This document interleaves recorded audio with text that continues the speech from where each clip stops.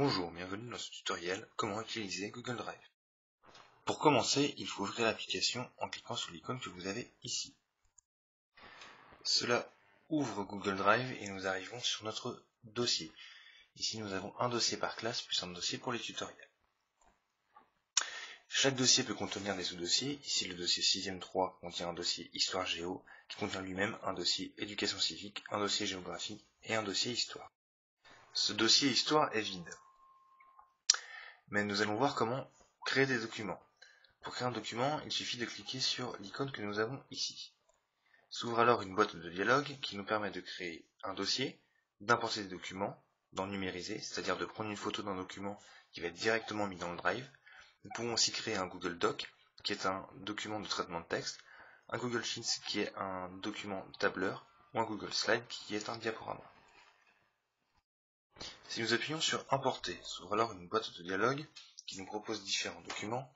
Les documents récents, nous pouvons aussi avoir d'autres dossiers, le dossier Drive, le dossier images, vidéo, etc. Je choisis donc mon fichier qui va désormais faire partie de mon dossier.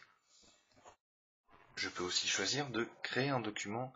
Choisissons ici un document Google. S'ouvre alors un éditeur de texte avec un clavier que nous voyons en bas et une barre menu en haut.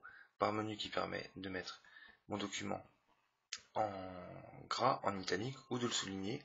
Et si nous cliquons sur le petit icône que nous avons là, nous avons un menu un peu plus détaillé qui permet de changer le style de la police, la taille, la couleur du texte, du surlignage, etc. Nous pouvons aussi choisir d'insérer un tableau. Et enfin, nous pouvons aussi partager ce document, comme nous le voyons ici. Pour partager le document, il suffit donc d'entrer le nom ou l'adresse mail d'une personne et de sélectionner si nous voulons que cette personne puisse uniquement afficher le document, puisse faire des commentaires ou puisse le modifier. Ici, j'ai partagé le document avec le Naviel Prof. Voyons donc que cette personne a écrit et nous pouvons voir quelles sont les personnes qui consultent actuellement le document.